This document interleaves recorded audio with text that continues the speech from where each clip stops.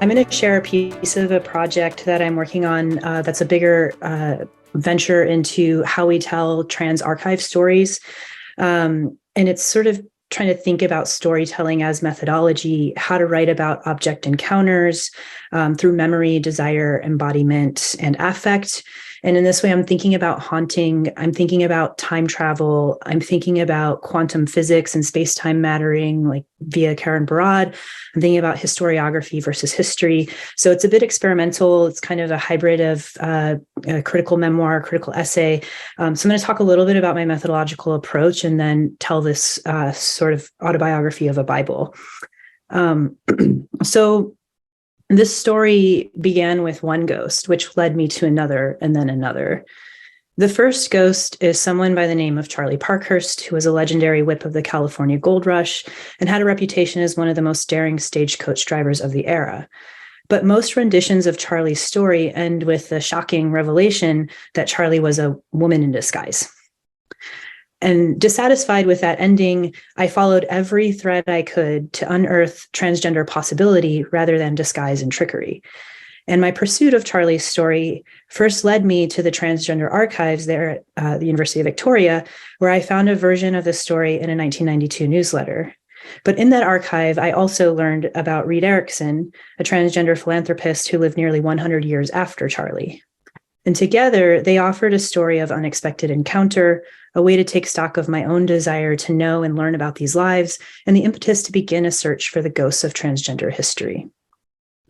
So in this moment, I'm based in the United States, and we're sort of in a really rough moment with kind of ongoing, persistent attacks and attempts to outlaw transgender life, and especially to make trans children impossible, to try to erase us. So I feel like this is a moment where we need to think expansively about how we tell stories not only of transgender history, but also of present day trans thriving. And this feels all the more urgent. And so as I'm approaching this project, I'm thinking about the ways in which the knowledge about the existence of gender nonconforming people and their remarkable accomplishments does more than simply establish this fact that trans people have always existed in some way or will continue to exist. But these stories actually create spaces for emotional connection, affective entanglement, and hope for the present and future of trans existence. So thinking about that as I enter into various archives, I'm kind of drawing on the work in the sort of like critical archival turn, where we sort of shift the questions we ask not only about the archive, but in the archive. How does our emotional embodied relationship to the archive and its objects inflect the stories we tell? And building on these foundations, I'm exploring, not only how we tell transgender history, but also why we tell it and what we want from it. And so I'm practicing a method of transposition, which I draw on Reese Simpkins for this phrase. Transpositions are affective connections made when bodies normatively indexed as separate intra-relate. So accordingly, I lean into the intra-relation of being with in the archive to explore how we are together across time and what we learn about ourselves in the tangled histories of touch and feeling. So my methods follow the models of critical fabulation that are developed by Saidiya Hartman, Tavia Nyong'o, and Donna Haraway, by which marginalized groups write their own, quote, dream book for existing otherwise. So I ask here, what can we do with transgender history? What do our intra-relations with archive objects reveal for trans flourishing then, now, and in the future? So let me tell you one of these stories of encounter, an autobiography of a Bible. I first encountered the Erickson family Bible during a visit to the One National Gay and Lesbian Archives in Los Angeles, California. But how did I get there? Well, following Avery Gordon's prompt to follow ghosts, take detours, and make contact, I went to LA in pursuit of a ghost and his objects after chancing upon Reed Erickson's papers at the Transgender Archives there in Victoria. That first encounter left me haunted. So I followed Reed Erickson to LA next as a way of following myself, as a way of following my own becoming, as a way of following my own wanting. This is all to say that I'm not really writing here about Reed Erickson. But for context's sake, let me just offer something, a little bit. Erikson was a transgender philanthropist and fugitive multimillionaire who invested substantial money and energy into improving gender-affirming healthcare. He is often described as eccentric, notorious for owning a pet leopard, experimenting with ketamine and other drugs, and living on the run in Mexico for a stretch of time. These are the predominant ways in which Reed Erikson is remembered. But, as Karen Barad writes, remembering is not a process of recollection, of the reproduction of what was, of assembling and ordering events like puzzle pieces fit together by fixing where each has its place. Rather, it is a matter of remembering or tracing entanglements, responding to yearnings for connection, materialized into fields of longing and belonging, of regenerating what never was but might yet have been. I am accordingly less interested in further discovering and assembling the details of Erikson's life, fascinating as they are, and more invested in telling the story of how I remember, as in recall, create memory, hold in memoriam, and recollect, as in collect the connections, stitch together objects in my yearnings, configure and reconfigure, embody a body of materials. His ghost through the process of falling in love with him, or as Hill Maltino writes, haunting and love are very close indeed. So I lift the hefty Erikson family Bible from its protective box and rest it on the table with a quiet thud.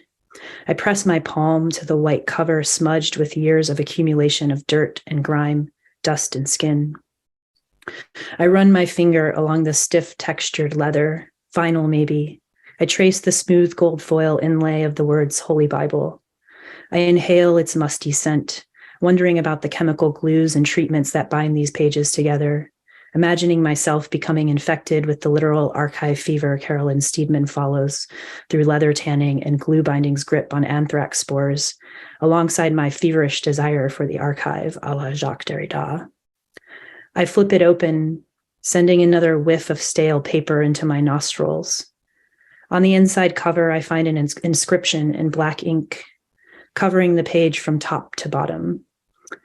And the inscription reads, 1980, Planet Earth. This Bible is the property of the family of Senor Reed Erikson. It says different things for different times and occasions. The last bit, a signature, is illegible. I read and reread it, but I cannot quite make it out. Giving up on deciphering the sign-off, I return to the text above it.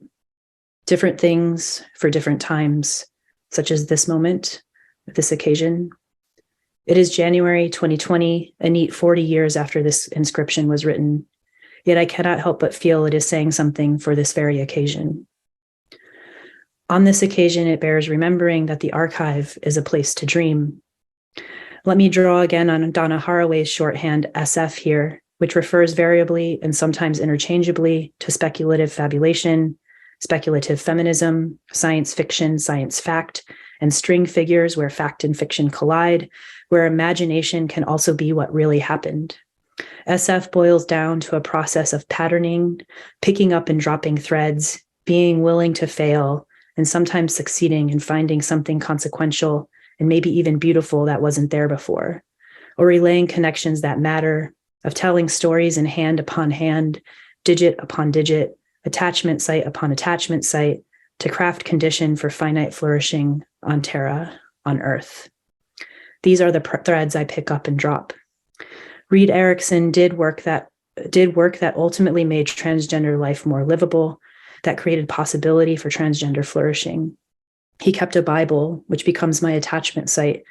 He kept this Bible for his family, a Bible which I can now touch, smell, and read, my finger turning a page he likely once turned.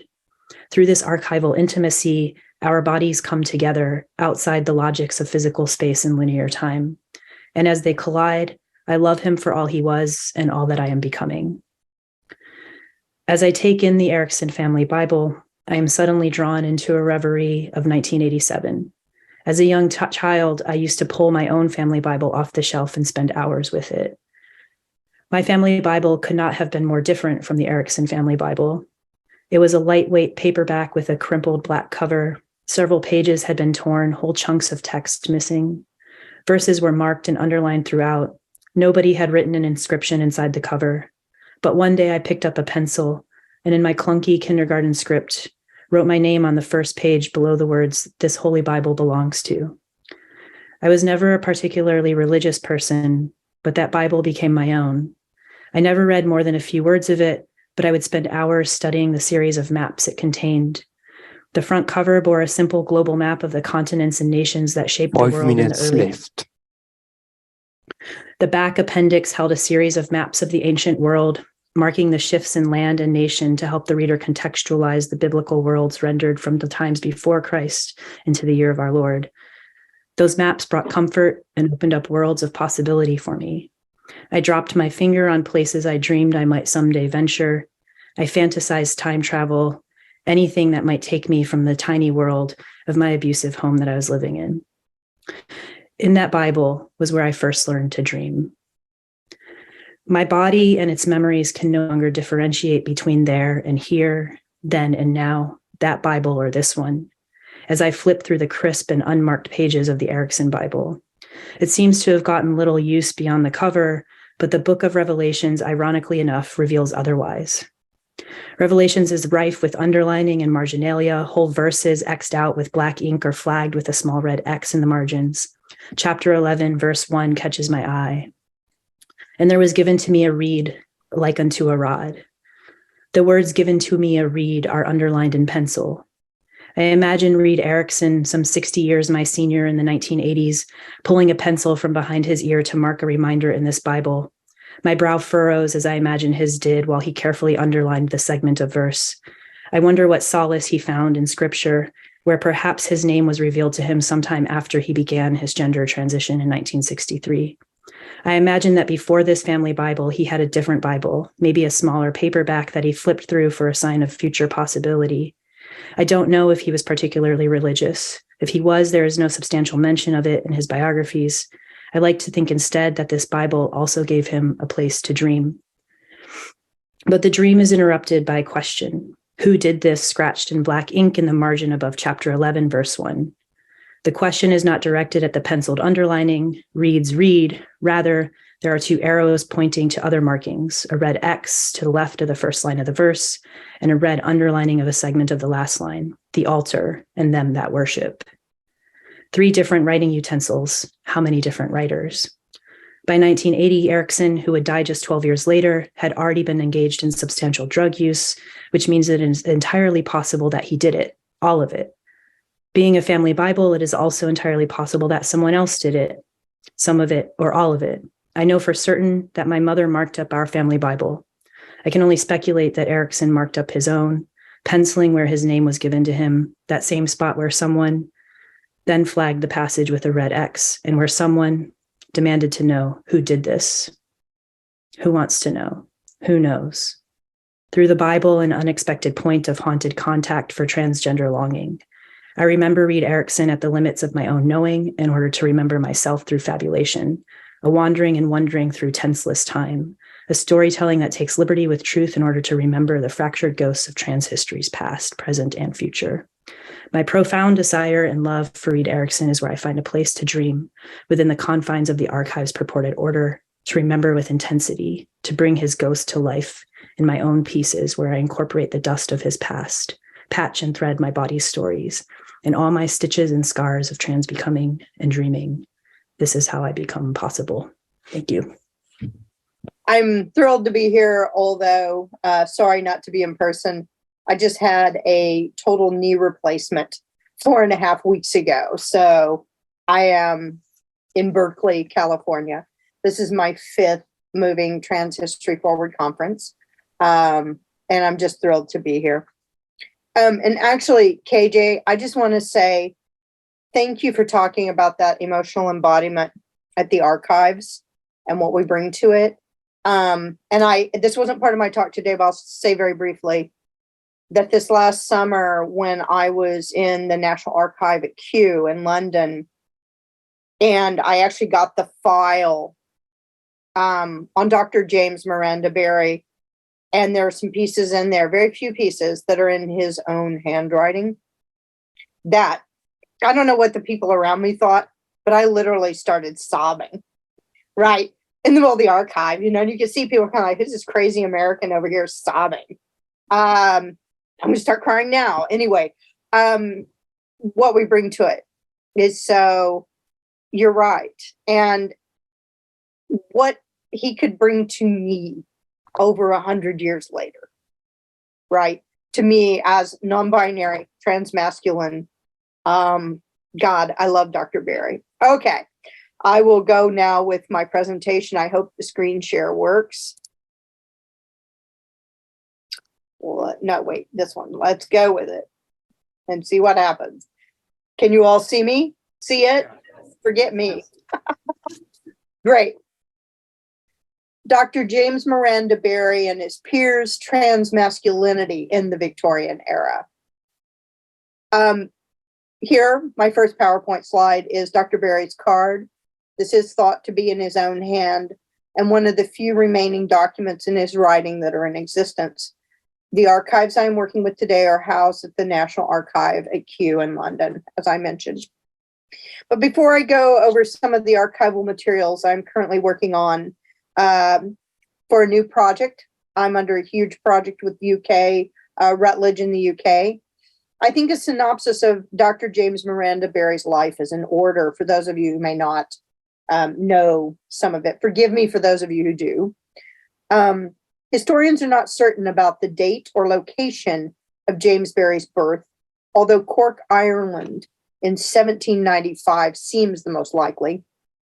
What we do know is that in 1809, he signed the matriculation roster at University of Edinburgh, entering in as the youngest literary and medical student, aged around 14 to date at that time. He excelled, including having to be given special permission to take courses in midwifery and dissection because he was so young for these quote unquote delicate topics. He graduated with honors and then went to London to apprentice for Sir Astley Cooper, a renowned surgeon at Guy's Hospital. During his apprenticeship, Dr. Berry worked at both Guy's and St. Thomas's hospitals on the South Bank that were open to people with mental health concerns and sexually transmitted diseases. By all accounts, Berry did not partake in the heavy drinking of his peers, but rather performed long hours in the operating theaters at both hospitals. And he focused his work on society's most marginalized citizens, sex workers, prisoners, etc. After his apprenticeship, he joined the army as a medical officer and surgeon and was posted to South Africa, where he arrived at Cape Town in 1818. From the moment of his arrival in South Africa, Dr. Berry caused trouble for the established British hierarchy. In one instance, a Black South African was beaten to death by a white slave owner, and one of the older established white British male doctors claimed it was food poisoning. Berry called it what it was, a brutal hate crime, a racially motivated murder. Berry called out chemists who were cutting their medicines with substandard materials and distributing to indigent people without a license. In fact, pharmaceutical protocols in South Africa changed for the better because of his actions. Rather than shy away from difficult medical situations, Dr. Berry insisted that he be posted on Robben Island, the infamous prison that would later house Nelson Mandela, and the Tronk, a hospital for people suffering with Hansen's disease, leprosy. In both locations, Dr. Berry carried out reforms that cleaned the physical environments. He fired the male guards who had been raping the inmates and hired predominantly women of color to work with him and the patients.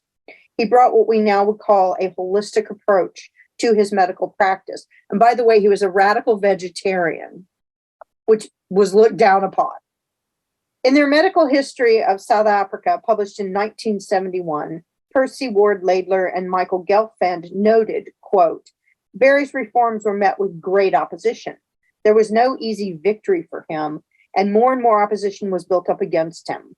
But nothing daunted his determination to see a better and more humane medical service for all people of the Cape.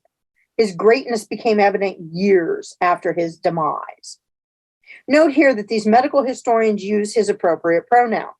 They do mention speculation around Berry's gender in a portion of the medical history, but then dismiss sensationalism and continue their history by honoring Dr. Berry's gender identity and gender expression.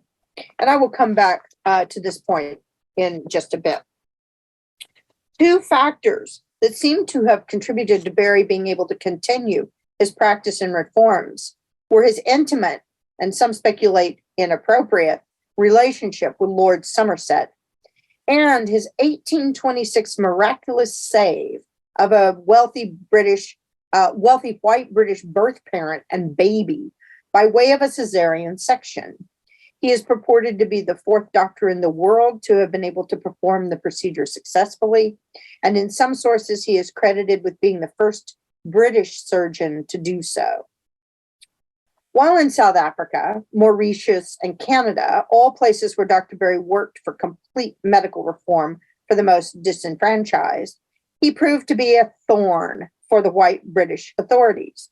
And yet his brilliant medical skill was always taken and considered above his dandiness, his push for humane reforms that went against British establishment, and one could argue he worked against imperial tactics. Now I will go to slide 3. Here we go. As you can see here, on September 25th, 1857, Dr. James Miranda Berry was awarded the highest promotion by Queen Victoria, that of Inspector General of Hospitals. His last post was in Canada, where he took up the horrible conditions of the Canadian foot soldiers. They were freezing to death with horrible equipment, and he totally went to the mat for them. During his time there, he became ill and went back to London, where he died in the middle of a heat wave on 25 July, 1865. And it is at this time that the controversy begins. Dr. Berry had asked that his body not be stripped and that he have a quick burial. Some of this may have been due to the heat and the heat wave. However, the charwoman, Sophia Bishop, did not get the message in time. She stripped his body and prepared him for burial. 2 weeks later, Sophia Bishop appeared at Horse Guards and attempted to extort money from the military because, as she said, Dr. James Miranda Berry was, in fact, a woman. In other words, Dr. Berry was suddenly assigned female at death. The tabloid press at the time certainly addressed these claims, and in many ways, this sensationalism carries on today, perhaps even more so at the end of the 20th and here in the beginning of the 21st centuries. It is also clear that Dr. Berry has created a gender conundrum for many, and yet not for others. Now we'll see if we can go back. There we go. I don't expect people to actually be able to read these. I just wanted to show you some of the archives, right? Here is one quick example. A 1914 letter, 51 years after Dr. Berry's death, from Army agents and bankers addressed to Colonel Johnston of the Army. The letter is simply to inform the Colonel that they have located some original documents believed to be in Dr. Berry's handwriting. Note that on the first page here, and yeah, good luck reading it, the writer says that the papers they have found focus on some particulars of his service. However, on the second page, the author notes, I also send you one of his, and next to the his, a parenthetical question mark, cards. There are several historic examples like this of question marks around Berry's pronoun, or of switching pronouns between the binary she, he for Dr. Berry. What interests me today, though, is not this fumbling with pronouns or the sensationalism. 5 minutes, let's. 5? Yes, please, 5 minutes. Okay, 5, thank you. Not the fumbling of the pronouns of the tawdry tabloids and other accounts of the 19th, 20th, or 21st centuries, but rather the focus of Dr. Berry's peers, who did not question and rather supported his masculinity within two very masculinized fields, medicine and the military.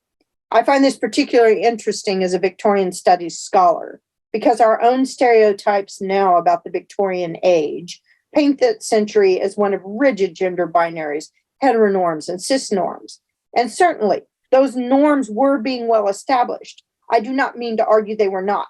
However, through the archival materials I've been finding, it also becomes clear that there was plenty of room for a dandy transmasculine doctor like Berry, and the culture of masculinity in medicine and the military allowed room for a spectrum of masculinity.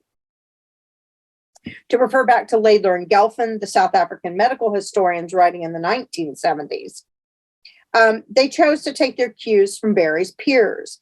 And throughout their history, although they know, yeah, okay, there was a controversy, they say it, they let go of it, and from there on, they he and him throughout their documents. And they focus on his medical reform. Here's an account written by Dr. Berry's memorialist. The copy reads that he has continuously served at the present time at the Cape of Good Hope, Mauritius, Jamaica, and had charge of the Windward and Leeward Islands for 12 months during the temporary absence of the Inspector General. And it goes on to note his service in the Crimea and that he wanted to make himself useful as possible to the Army. And he then obtained permission to take care of 500 sick and wounded soldiers, 400 of whom he was able to get well enough to send back into service.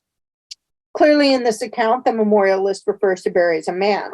And in the image next to this typed copy is one of those pieces of paper that had me in tears. This is Berry's handwriting. And a gorgeous hand it was.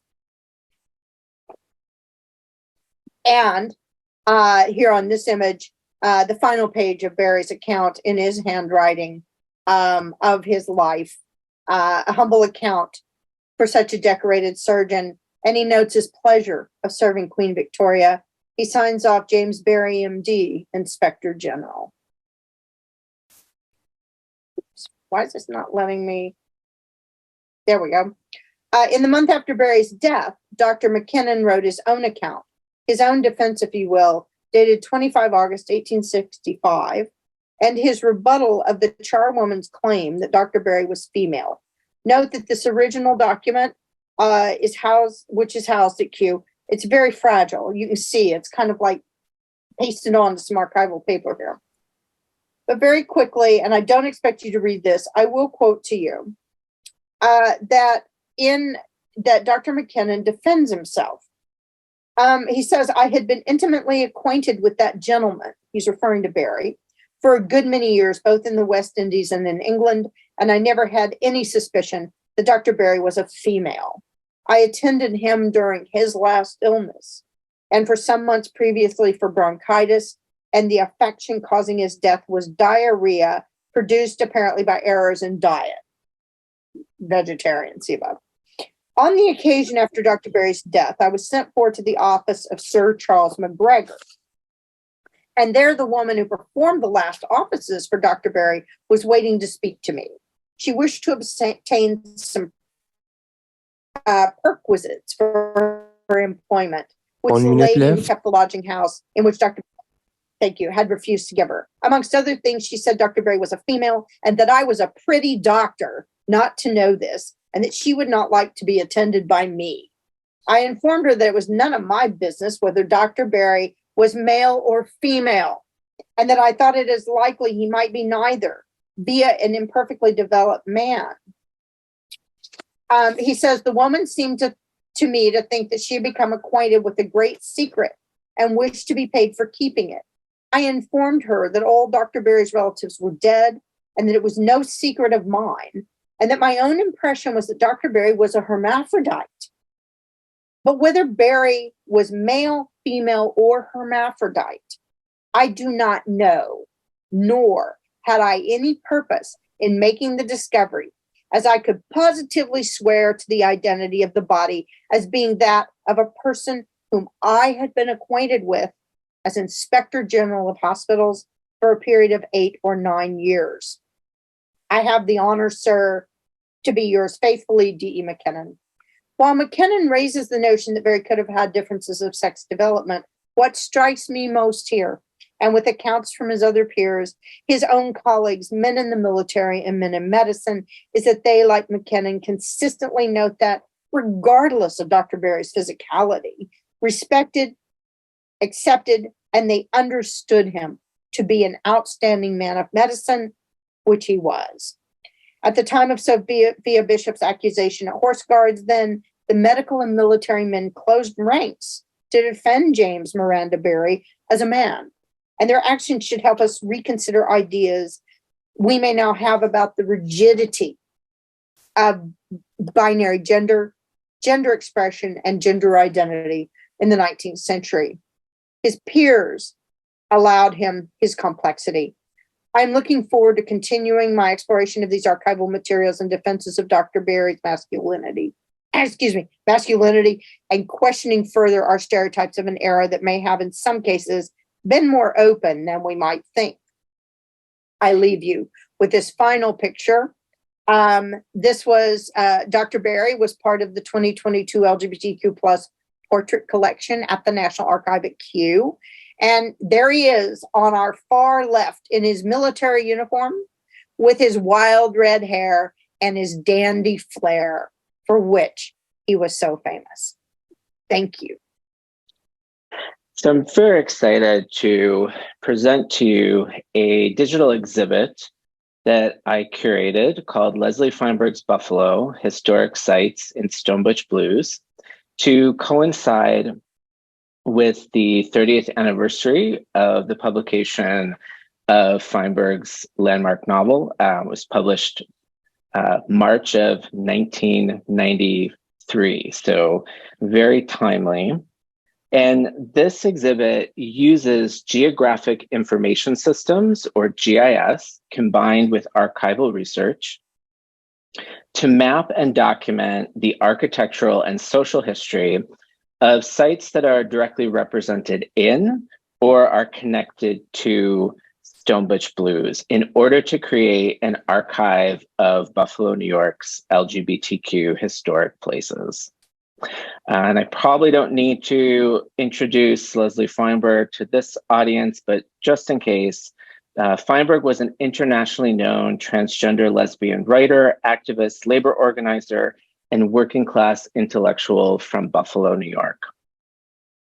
Feinberg's first and most celebrated book, Stone Butch Blues, tells the story of Jess Goldberg, a transgender person from a working class background who, like Feinberg herself, comes of age in Buffalo. The novel won the 1994 Lambda Literary Award and the Stonewall Book Award, Barbara Giddings Literature Award from the American Library Association, and it's been translated into numerous languages. And you could see here I have the URL for the exhibit if people would like to check it out later. So it's tinyurl.com/Leslie-Feinbergs with no apostrophe hyphen Buffalo. And I'm primarily a public historian and a historic preservation planner. So that's the lens that I use to look at Stone Butch Blues in this project. So I thought it would be useful to start with a basic definition of historic preservation. So historic preservation is the conservation and curation of the built environment and its associated intangible heritage for the benefit of people and communities.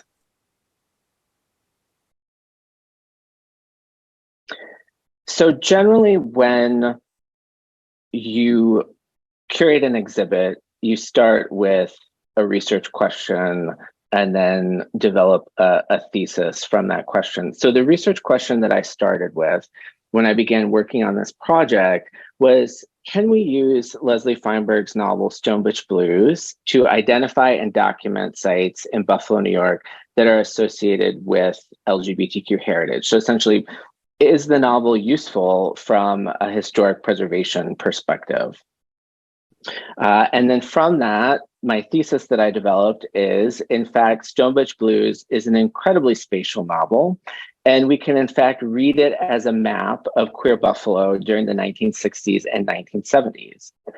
Furthermore, this map can be used as the basis of future LGBTQ heritage conservation projects in Buffalo and upstate New York.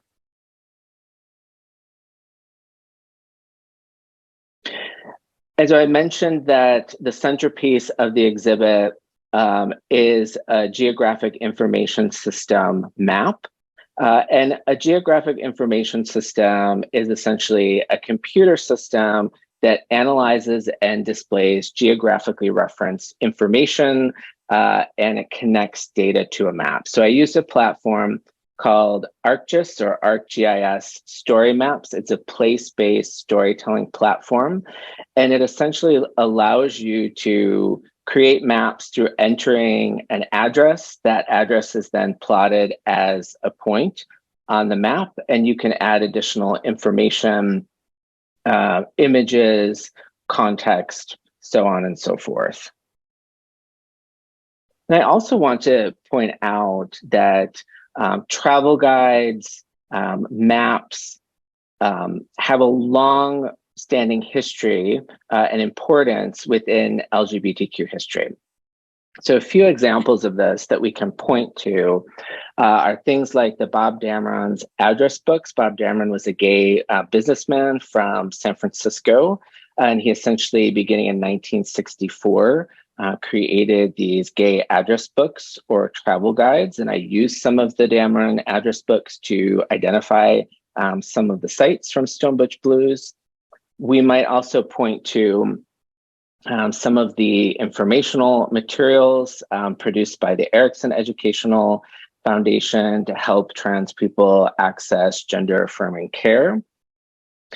And then beginning in the 1990s, we start to see maps and travel guides actually being connected to LGBTQ historic sites. And one example of that is this map that was created as a partnership between an organization, Columbia Fund Maps, and then the Organization of Lesbian and Gay Architects and Designers, or OLGAD. And this was a guide to lesbian and gay New York City historical landmarks that was published in 1994.